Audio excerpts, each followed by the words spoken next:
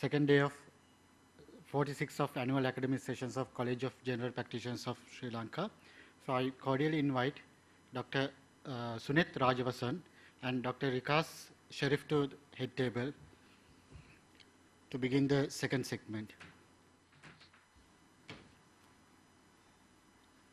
Good morning, everyone. It's my great pleasure to introduce the first speaker. Dr. Chaturanga Ranasinghe is a senior lecturer and a specialist in sports and exercise medicine at the Faculty of Medicine, University of Colombo.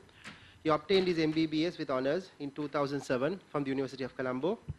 In addition, he has a certificate in teaching in higher education accredited by Staff in Education Development Association UK in 2011. He obtained his PG diploma in sports medicine from the PGIM in 2015. His PhD in 2018 focused on sports medicine, clinical exercise physiology from the School of Exercise and Nutrition Sciences, Queensland University of Technology, Australia. He's a visiting academic fellow to Queensland University of Technology, Australia. He's an expert committee member to the American College of Sports Medicine, guideline development committee member to the World Health Organization on physical activity in 2020. He is the current editor of the Sri Lanka Sports Medicine Association and Sri Lankan Journal of Sports and Exercise Medicine. He is the chairperson of the Nirogi Lanka project at the Sri Lanka Medical Association. His research interests are sports and exercise medicine, podiatry, biomechanics, and non-communicable diseases. Dr. Ranasinghe has numerous international collaborations, research awards, and peer-reviewed index journal publications. It is my great pleasure to hand over the proceedings to Dr. Chaturanga. Thank you very much, Chairperson, sir, both chairpersons at the head table. Good morning, ladies and gentlemen. My warm thank goes to the College of General Practitioners in Sri Lanka for inviting me to this talk. In the next couple of minutes, or I would say about 45 minutes, I'd like to get your attention to a couple of most commonly spoken areas in sports medicine which will be presented to a general practice or primary care setting. So one of the first cases would be obviously an athlete or anybody else who are an active person presenting with a acute soft tissue injury. What would be the initial approach as a primary care physician? Second would be another very common thing which would come to a GP practice. Adolescents coming, asking for supplements, nutrition, building up muscle. That is a common thing which is presented. So I would like to draw your attention to these two common presentations and maybe take some questions at the end, or maybe even discuss more about sports medicine related to GP practice. So the first case is obviously a lot of people are active these days, even though the COVID has hit us badly, but it is still especially even the people who are just going beyond the young age are being active. So commonly they play badminton, which is a very intense sport, and this person who's an executive plays badminton and suddenly rolls over his foot. We call it as an ankle sprain, and presents to you with pain, edema, localized tenderness on the right lateral malleoli near the anterior talofibular ligament, that is just lateral to the foot on the ankle. So there's a lateral ligament complex. So there you present with pain and swelling and loss of movement. So what is your approach? So now when these things come suddenly, they come with pain all of a sudden, and you tend to not to examine most of the time. So, but the important thing is for you to understand the mechanics of what happened. What is badminton? You need to know something about these common sports, what they are doing, right? So badminton is an intense sport which has a lot of jumping, landing, a lot of movements around. So this is like you can reach like this, and you can load your foot like this. So they tend to roll over. So it's a common thing which can happen, and this is not only badminton. Even any of us can roll over our foot. So slight bit of anatomy. There's a lateral ligament complex which is commonly injured is this ATFL. If I can show you, sorry. Right, I don't know whether the cursor is visible. Let me see. Yeah, so somewhere there is the lateral ligament complaint. This ligament is commonly getting injured. You know, if you touch that area in the just anterior to the lateral malleoli, you feel a point tenderness. But this one will come with a swelling of the foot. So what would you do? Normally in any acute situation, you go with ABC, airway, breathing, circulation, but this is just a minor injury, would not have that sort of thing. But first thing is better exclude and fracture, because the whole management would differ if there's a fracture. So if you think there's huge swelling around, and better to take X-ray and exclude it. But if there's not like that, if it is a soft tissue injury, like a ligament injury or a muscle tear, then the initial management would be very important for the long-term functionality. So, you know, there are grading of tears or sprains, especially the ligaments, normal ligament, slight stretching of the ligament, then there can be mild, partial, incomplete tears, which is called grade 2, complete tear is grade 3. So how do you know that severe pain is there? Patient would not let you move the foot, you know, they will just keep it like that. But sometimes initial stage even it's difficult to examine. But even at a later stage we can examine, but normally we try to examine and see, because if it is grade 1 tear, he has his normal movements. But if it is grade 2, you will have increased range of movement, especially in pronation. You'll feel the patient, it just goes. It just the range of movement improves, increases, but there's an end point. You just hold it, you can feel that there's an end point. But if there's a complete tear, it just goes on without an end point. So, but then again, this is very painful at the initial stage, but first it's better to touch the patient and examine a bit what has happened, at least palpate around whether there is any point tenderness around the joint with some fractures, because there can be avulsion fractures around the atrial malleoli. So this is a common ligament injury, but there are more severe injuries like ACL injuries, anterior cruciate ligament injuries, which would come in much more bigger way. Huge swellings, the patient is can't move, you know, that sort of thing. So, but I would just go into this mild form where we can apply the principles of management. Just for the completeness, classification of sports injuries, the whole musculoskeletal medicine, musculoskeletal system is involved. So when you talk about soft tissue injuries, they are the tissues that connect and support around other structures. So mainly ligaments, muscles, tendons would be main soft tissues, but then again, nerves, bursa, those structures around will also come. So you have in sports injuries, you have the cardiovascular and respiratory system also, but we are talking here about the sports soft tissue injuries. So as you see, there are acute injuries which present like this, and then again there will be chronic overuse injuries that might present. So we are talking about these ligament injuries. If you can see here, sprains, tears are acute injuries. But these ligaments can present with chronic overuse. You know, the people have been using a lot without training properly, without strengthening the muscles around. That people will come in with common pains around that area. So still, there are two types like that. That the management would differ for the two types, but we are talking about an acute common thing would come to a GP practice. So any acute soft tissue injury, the management would come under this acronym, PRICE. Initially, this acronym started as ICE, I-C-E, then it became RICE, R-I-C-E, then it became PRICE, P-R-I-C-E, then it becomes PRICE. So it's evolving. So what does it stand for?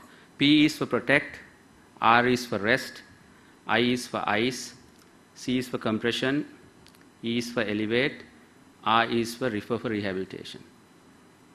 So what is protect? So in this patient, right, protecting means most of these people who fall over, if they can walk, you know, they have swelling, they have pain. If they can walk, they tend to go back and play. So that should not be done, because then the injury can increase. Right? They put a strap, tape or something and go and play. That can increase the tear. So rest means you rest that particular place. So you put a crutch, patient on a crutch, non-weight bearing or partial weight bearing, you rest that space. Because if you go on playing, then the grade 1 can become a grade 2 or a 3. Okay. Then the other thing is ice. Now there is, still we don't use much ice, but ice has been shown to improve a lot of factors in acute inflammation. Now, this acute inflammation is happening here. And mainly, there are two schools of thoughts here, but over the so many years, ice has been used for the acute management. What it does is it reduces the pain and swelling, right? But the other schools of thought is that it will, when it pain and swelling is reducing, all the acute inflammatory mediators will go down, which is reduce the healing process. So those two thoughts are there, but still the pain and swelling reduction is very important at the initial stage of management. And because it gets the improved range of motion, then the blood supply also increase. So ice has become a magic drug. You see in any sport arena, ice is there. So any school, you recommend to have ice in the area, so they need to have access at ice. So you can put in a pack of ice like that, about ask the patient to 10 to 15 minutes per time, all over the place, not only that particular area, all over the ankle, for about 10 to 15 minutes. Instruct about ice burns also, and then maybe about, you can go from 3 to 4 hours to 3 times per day for the first 48 to 72 hours. So after that, it doesn't really recommend putting ice. So first initial period, you can ask them to do that. That will really reduce the symptoms. Then comes, there is acute inflammation, there is swelling, so the compression is important. Compression with a crepe bandage would increase the venous circulation and swelling will go down. The healing process kind of does some immobilization, so healing process initially will be good. Elevation, of course, at home, ask the patient to keep the leg elevated, not down. It will also increase venous return and also reduce swelling. So C and E is compression and elevation. Now the third part is a problem because we don't know where to do that. We don't know whom to send to. When it comes to rehabilitation. Rehabilitation is very important after the first ankle rollover, because if you don't rehabilitate properly, they tend to recur. So you can come with people 3-4 times per year, they roll over because they haven't gone through that rehabilitation process. Sometimes it takes about 4 to 8 weeks to do her initial rehabilitation, right? So what the focus is, when there is something like involving in a joint, the joint's proprioceptive ability will go off. The patient will, the balancing problem will happen on top of the injury. And there is muscle disuse also, and a reduction of muscle mass also. So all these things will tend to, again, have a recurrent injury. The pain will go away, but it will tend to have that. So that problem is there. So because that, mainly the focus of rehabilitation is increase the muscle strength in that area, and also increase balance and proprioception in different ways. So you can ask just the patient to stand, stand in one leg, guided by pain. When the pain is reducing, just ask to stand by one leg. When he can do that, you can ask to stand on a pillow. So you have an uneven surface, the patients. So you can have these type of sophisticated rehabilitation thing also, but if it is in the GP practice, who doesn't have that access, so you can refer to a person like a sports medicine or a physiotherapist, but if you don't have, you can have that type of thing going at home. So, then the acute, first 48 to 72 hours will follow a subacute phase. So, only putting ice and getting them to rest is not going to work. So, the complete rest is, we are not recommending complete rest, we call it relative rest. Then this new acronym has come in the last couple of years. There are two words coming in, optimal loading. It is called POLICE. Protection, PICE is there for the subacute stage. After the acute stage, the POLICE has come. So optimal loading. Optimal loading means to improve the strength of the ligament or the muscle, you have to load the ligament. If not, it will not heal properly. So starting with small exercises guided by pain, initially maybe isometric exercises, then slowly starting off with some resistance bands. Like that, you can strengthen the muscles around. That will load the ligament and improve healing. So that is something new that has come, that optimal loading. So safe and effective mechanical loading. So it should be guided with pain and the other symptoms, that he will not injure more. Then comes LOVE at the chronic stage. LOVE is load optimization and vascularization exercise. So you don't let the person stay. These athletes, they can't just stay at home. They have to do their training. They can't stay at home actually. So getting them to do other type of exercises with the guidance of the relative rest in that area is important. So that generally increased blood circulation, that has shown improvement in functionality in a lot of people. So getting them, so if this guy can't play, ask them to do a small cycling, that sort of thing. Let them play not with lot of impact. So that's okay. So that sort of thing is love. So those are the chronic level of management. And then we should not do these things. Harm is not to do for sports injury, especially at the acute stage. Harm is heat, alcohol, running and massage. So heat in Sri Lankan practice is being used a lot. You tend to tavanawa kila, we do that. So that is not recommended because that is opposite of ice. It will increase acute inflammation. But at the chronic stage, chronic overuse injuries, you use heat. Alcohol is not recommended because that also has shown increasing of blood circulation and etc. Running, of course not, that is against rest because it will damage. Massage at that particular point is not good, that can increase the soft tissue damage. So these are the common principles that we use for an acute injury.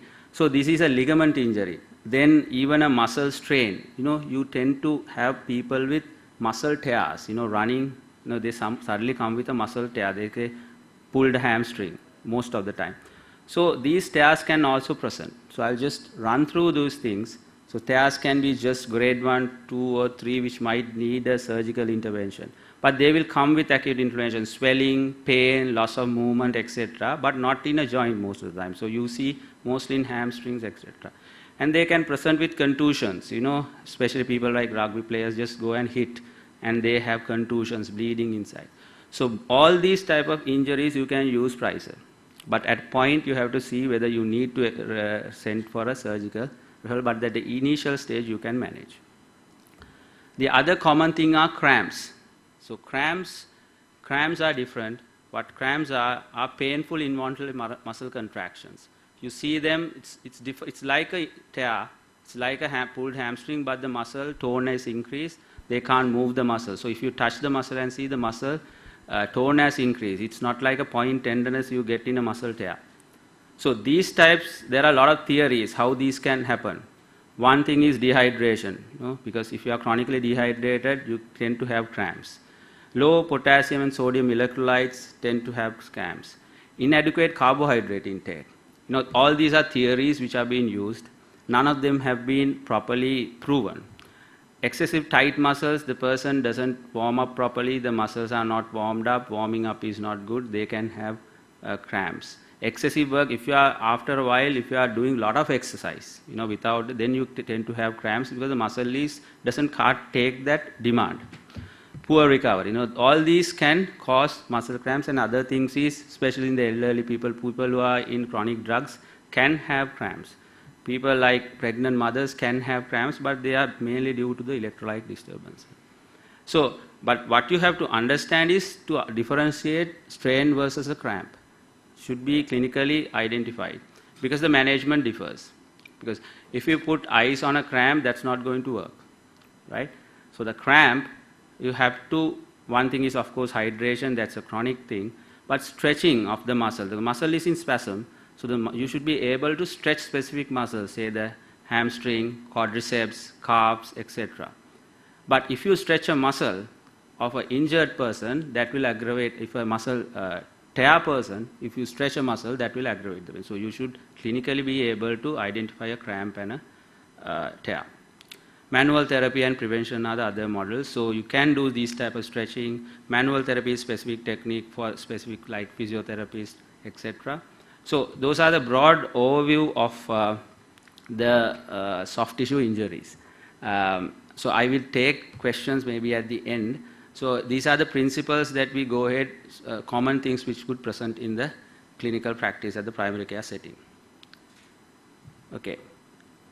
So the second case scenario is this 17-year-old boy who started resistance training recently. A common thing you see. And he wants to do bodybuilding and build muscle. And the parents, now he's an adult now, he has attained puberty, and parents wants to get advice regarding nutrition. So this is good if the parents are there. Sometimes the parents are not there. So they just want to come and get to know things. And about special supplements. Now, what does this athlete, now these are not patients, sometimes they are clients, they don't have any problem. So one thing is they want to become big, right? Build muscle, be like Rock or something. So that's what they want. And the other thing is athletes, they might want to train harder. Some people might want to lose a couple of kilos. These are common things that their objectives are. And some want to improve performance. But in general, they just don't care, they want to become big. That's what we normally present.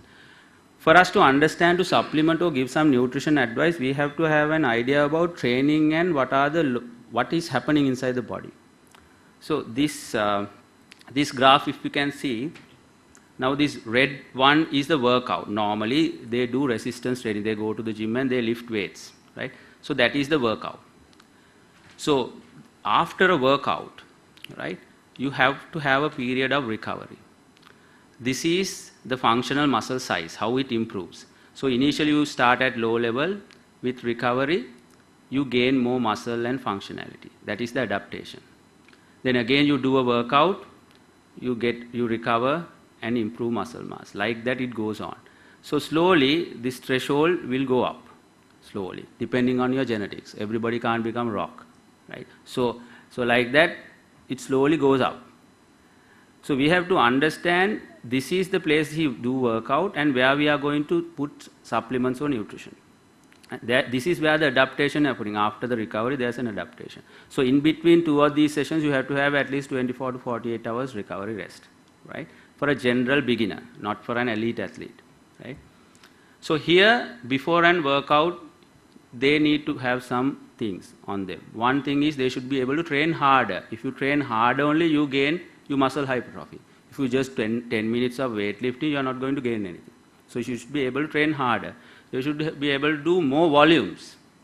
If a general person who doesn't have done anything, you can't let them say go to the gym and do 1 hour of exercise. They can't do that basically. So then you need to have energy. You have to have energy on your body to do those type of exercise. So all those things should come in before you just tell them, okay, take this. It's not going to work for them. Because they will come and say, okay, it didn't work. So it's your fault. It's not your fault, it's their fault because they can't train. So sometimes, so these things have to be, these basic principles should be there. Then the recovery is the most important. So after your workout, in the first couple of hours, you tend to gain muscle, the amino acids come in and the muscle hypertrophy occurs, hyperplasia occurs. And they should recover better and without injury. So these are intense exercises, eccentric, eccentric exercises can have damage to the muscle. That damage itself can increase the muscle, that is where the muscle growth happens. So the injury, if they are, the next session they won't be able to do. These are minor injuries, these are not debilitating injuries, these are very micro tears.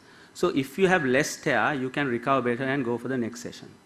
So with nutrition, what we are trying to do is we are trying to couple these, improve these areas. So before anything, this 17-year-old boy should have his basics. Whether he's having a balanced diet, whether he's eating his 3 meals, right? Whether he's having enough energy, growth, activity, you should have that idea on them. So they come asking for a small packet of, or a big pack of some supplements without having their proper breakfast, right? So this graph, this is the basics that we follow. So you should have your basic diet, this triangle or the pyramid. Then it goes to the sports-specific nutrition, where all the supplementation and everything come, and timing of supplementation when it comes to an exercise session, right? That is also different science. Then it comes to very elite sort of thing, where elite athletes take small tablets, amino acid tablets. That is not for these type of kids. That is at the highest level. Who wants the final 101th of a second difference, those people go for those things. But our problem is, without having this, people try to push this in, which is not going to help. So that is one thing I think we should be able to educate the young generation, because all the data they are getting is from either their coach or the I at the gym. So I think we have to shift that to the medical professionals who knows the subject. Just a 24-hour dietary recall a small glimpse of it is important for you to just to see whether they are getting their proper things correctly. Then only you go to the next level. But they invariably ask for supplementation. All these big tubs, they will ask. Problem in Sri Lanka is this is not a drug, or this is not just a supplement. And I think there are the SLADA, the World Sri Lanka Anti-Doping Agency, coming up with regulations when it comes to how to prescribe these. But at the moment, they are just smuggled.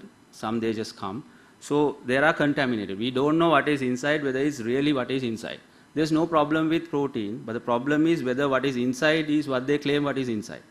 So you can see there is something in the back, say FDA approved, right? And in small print, sometimes they should not be used for children under this age. So those are things, red flags, because they claim what they have. But the thing is, most of these come in and they just spread it out and put into these tubs and sell. So one way of getting out of is now, with over last so many years, I think now people are getting more conscious about it. One way of getting out of it is if there's at least an agent for this, like if you have some pharmacy doing it, or if you have an agent, then at least you have a place to go back, these type of things. But you have if you go to the internet and see, you have lot of things that could be ordered online. So that's an area which we are struggling with. Okay, so then we are at this blue thing where sports specific nutrition. So if he's okay with this basic diet, then you go for the sports specific. So that is during training, nutrition during training, before, during and after, how you can instruct.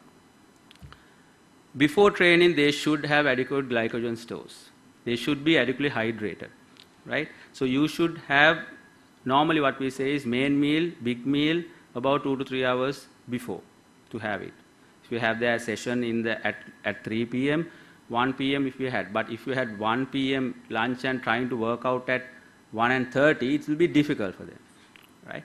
And if that is okay, if you say he's working out at 4 p.m., just to have a snack half an hour before, maybe a small bun, just to get things going, right? Sandwich, plantain, melon, those have high carbs, right? So carbs are important initially to get energy. Hydration, just test them with their urine color, whether they're having adequate hydration. If not, they can't train. They can't train, they won't gain, right? Supplements is everything ticks up. You can put a supplements, but sometimes you can see they want a supplement. If you don't give them, what will happen is they will go to some other place and go in a different direction. But better to keep these type of people with you, because they are young kids. I mean, they can go in different directions. So at least keeping them on, like you can say is, okay, you do this and come next week. Next week I'll give you the supplement. That sort of a model should be there to just keep them with you. If not, they will just do all those sorts of things. And also sometimes there's something called, before training we do pre-training supplementation, pre-workouts. Those are for elite athletes. Those things will have nitrates, nitric oxide, which will boost them. They can work more, right? Those are okay. They has been accepted. Those things are okay. Like some people in things like beetroot juice. Beetroot juice have nitric oxide. So when you take that, you tend to work more. So most of these pre-workout supplements have nitrates in that. Okay. During event, what is most important is water and hydration. They don't drink properly, and that is very important. If it is going more than 1 hour session, like badminton, more than 2 hours, running, you need to supplement with carbohydrates, small snacks, or even Jeevani has some carbohydrates in it, but you have sports drinks also coming, just with some carbohydrates and electrolytes if it goes more than 1 hour. Then after event is very important. Now that is neglected. That recovery phase which I told you, that blue thing, the body replenishes. That is where all the amino acids starts getting in and building up. So a recovery snack, that's where these supplements come in, because it's easy for them to just shake it and drink it. But if you ask them to eat something, it will be difficult for them. But I would say initially at this stage, we should get them eating properly, not drinking these things, right? So a bit of protein, like something like an egg bun, which has some protein, some carbohydrates, will get you back. And hydration and warmed out. So timing and amount of food to optimize performance could be done with whatever we have. Whatever we have, we can improve. The next level would be the supplementation. Just a small touch about carbohydrates. Normally, everybody wants protein, but we tend to have reduced carbohydrate because of that. They don't take enough carbs. So to train hard and more volume of training, you need to have more energy. So there's carbohydrate should be there, but most of the people focus on protein, right? So carbohydrate is the main energy source. So you have to load to increase muscle glycogen for the initial things. It's needs during event, timing of exercises, even last training before event. That small snack should have some carbohydrates. During event also you can have. So even carbs are needed for muscle gain. But if they can't eat, there are options like these mass gainers that supplement carbs. If you are like really reduce in weight, you can supplement, but that would come to a specialized state. Protein, of course, you have enough protein sources in the country. So protein would come again, especially here, when grain post-workout, it is important. But in general, your protein source should be enough. You need lean mass. So to lean mass to improve, you need protein. But you need more energy also. So without energy, protein is not going to work very much, because you recommended about 0.8 to 1.8 milligrams per kilogram per a person. For us, it's about 8. But depending on your activity level, this increase. For an elite athlete who are training really hard, he might go up to 1.8 to 2 kilograms body weight protein per day. But if you are not training, if you are training about 30 minutes and you are just walking and you start supplement, that is not going to improve your protein intake. So it all couples with your training. But that is good. Taking protein if you are deficient, that is a different thing. But if you want to start building up, you need to train. Right? So sometimes some athletes can't take protein. Some are vegans. So then you can have these options available. So these whey protein, what is whey? Now whey is a derivative of milk, right?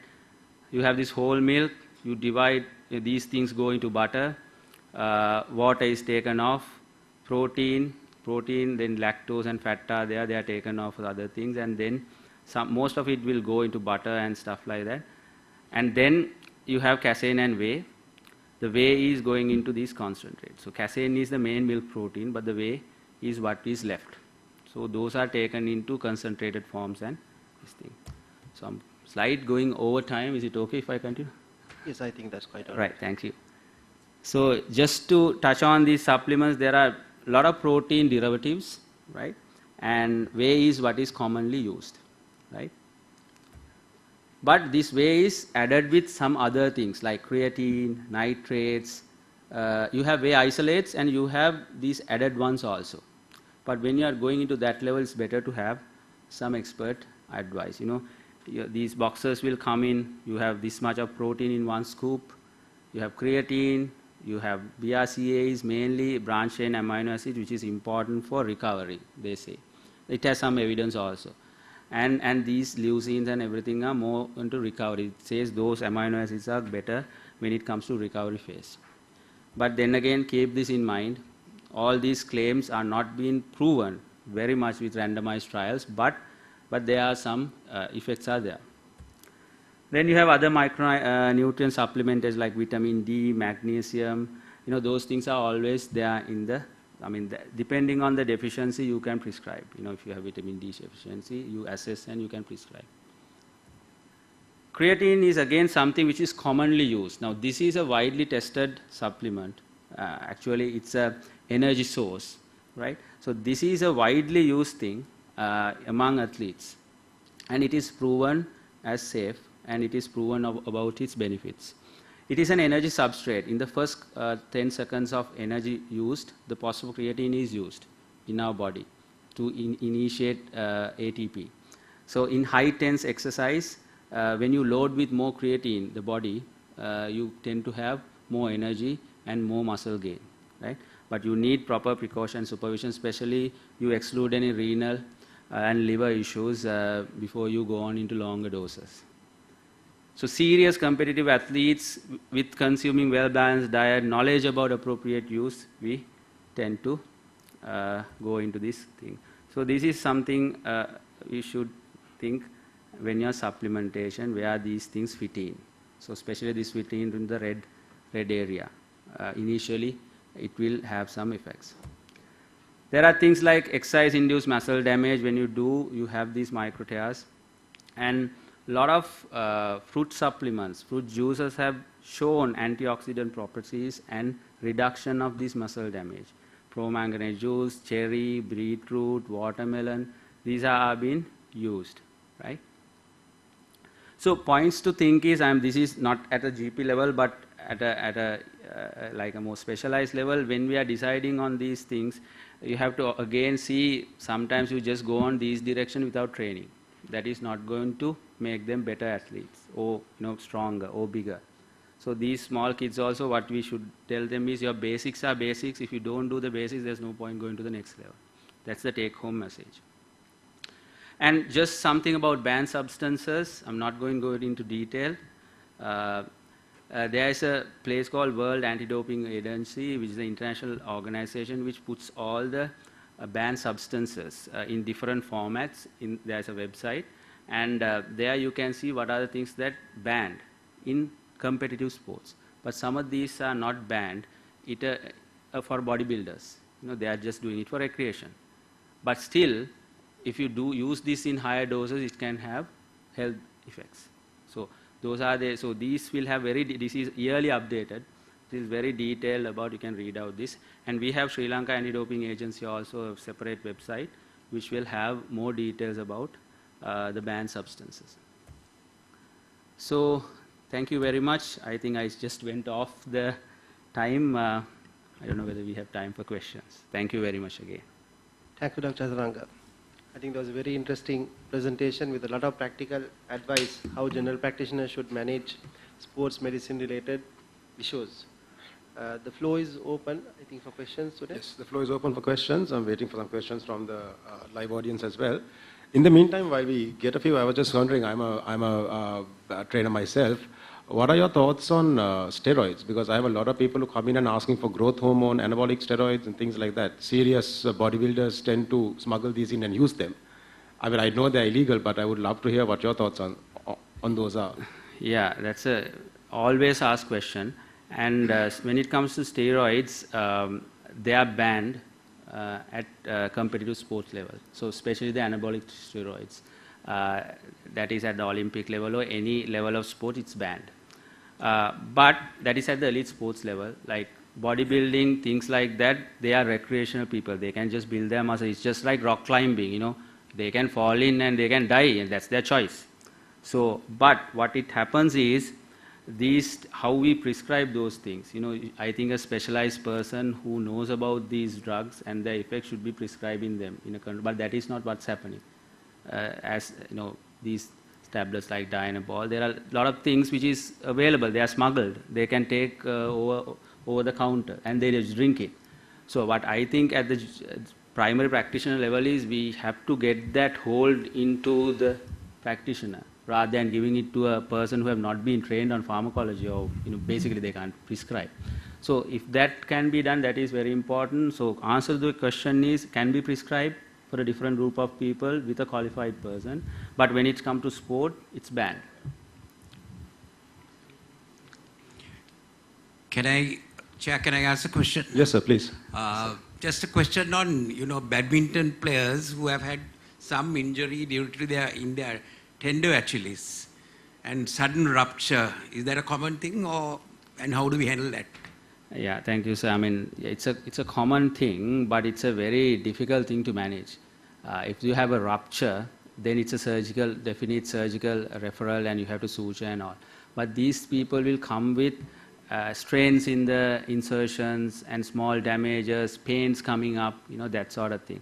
So in that case, most of these people have high loading doses of practice.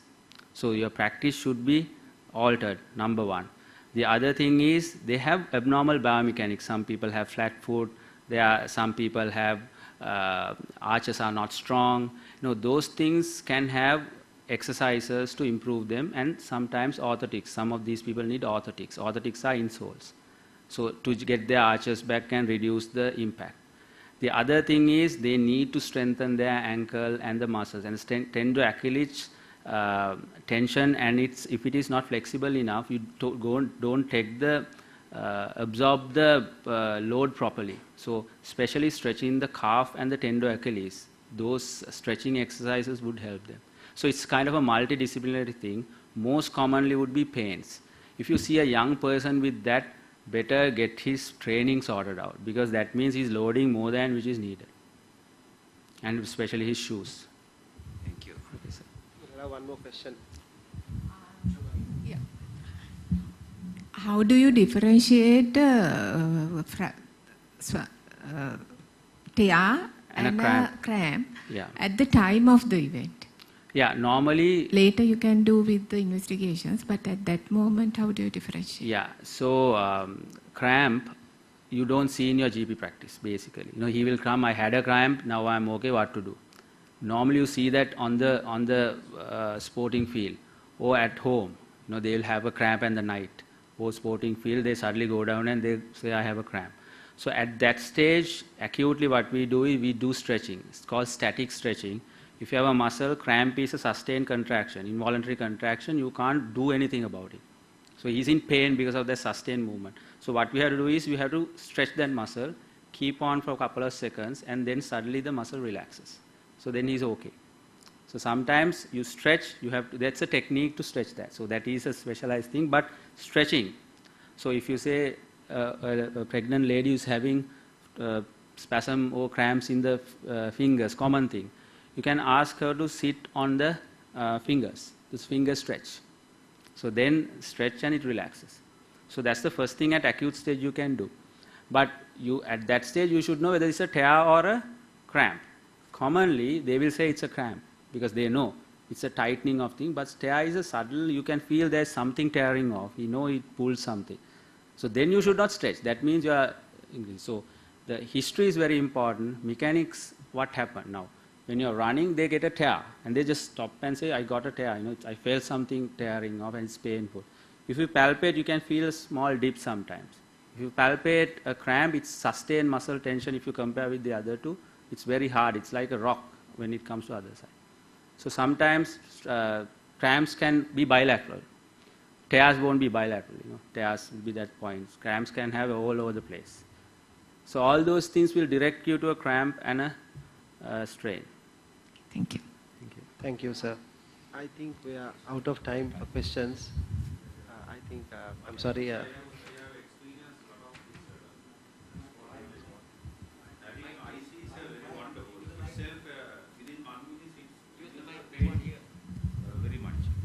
It's a wonderful one. Another thing I heard was now the sport medicine in Sri Lanka is now within 3 to 4 years it's come in very hard, good fight. A lot of fights has gone within China, everything. Now there are sport units in General Hospital. It's wonderful. Now there are places giving this various waves, soft, the short waves, and this. What's going on that with the muscles injuries? Yeah. So what we are talking about is short wave therapy, you know, those the ultrasound, all those. So all those are physical modalities. We put that under electrotherapy. So these are physical modalities put on to a muscle that will give some heat, you know, that it can be vibration. That these are physical modalities. What they will do is they have a lot of claims, but what I understand is what they do is it increase heats, increase circulation, and warms up the muscle, and it kind of relaxes a lot of these small muscle tears, spasms, those side of things. So it is used as part of treatment for especially chronic overuse injuries. If you have chronic Achilles tendinitis, that's a chronic overuse injury with a lot of chronic inflammation. So we can put some ultrasound there to improve its regaining its healing process, because if there's an injury, the chronic overuse injuries are not being healed properly. But these type of physical modalities will support improve healing. But it's a part of a holistic care. It's not just something that you can just give. Yeah, infrared is this heat. Infrared is heat. So it's only a couple of millimeters, it goes down into the muscle. If you put infrared, it will just relax the skin and feeling of good and muscle. If you are going further down, you have to give ultrasound. If you are going further down, you can give short wave. If you are going to hit a joint, you can give short wave. Now even laser is coming in, you can go further down, give heat locally. So heat, physical therapy, those things are used to improve as part of treatment. So it's not just a standalone thing, you just give that, it can heal, but next day he can come up if you don't correct the biomechanics and improve the strength. Can you give me one small question? Because now there is a new trend in using tadalafil and sildenafil for muscular growth, and for people in old age, small doses are given for more stability. And it has proven, because it has, as you said earlier, that key messaging molecule increases the nitric oxide. Now, if in healthy patients, if they take it and do exercise, is there any risk for them to develop heart disease or more? Is it advisable? I know some people take So whatever the drug claims it has side effects, it can have in athletes also. So whatever it claims, it can be aggravated with exercise. So, but I haven't read anything about sildenafil and its effects on these things, but whatever it claims, it can have. So nitric oxide, but some of these ingredients there is used, but not specifically. So I don't think I can advise you on that. It's not in my area. Okay, thank you. All right, thank you very much. As you can see, it was a very informative lecture from the questions asked. And I would now like to invite Dr. Rikas to give a small token of appreciation to Dr. Chaturanga for his wonderful lecture.